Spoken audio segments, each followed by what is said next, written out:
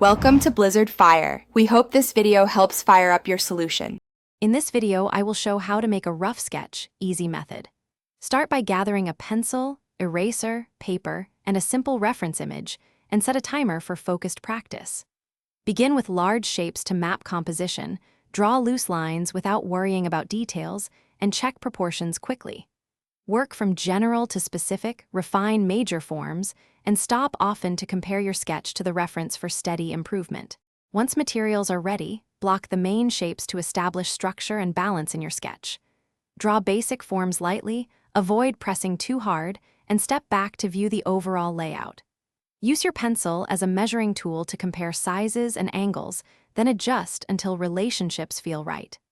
Embrace loose marks that you can refine later, and remember this stage is about placement, not detail. After establishing shapes, refine your sketch by cleaning up lines and adding focused details where they guide the eye.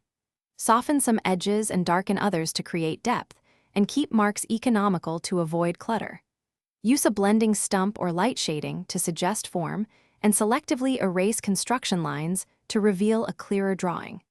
Take short breaks to return with fresh eyes and make confident final adjustments. Thanks for watching. If you found this helpful, don't forget to like and subscribe.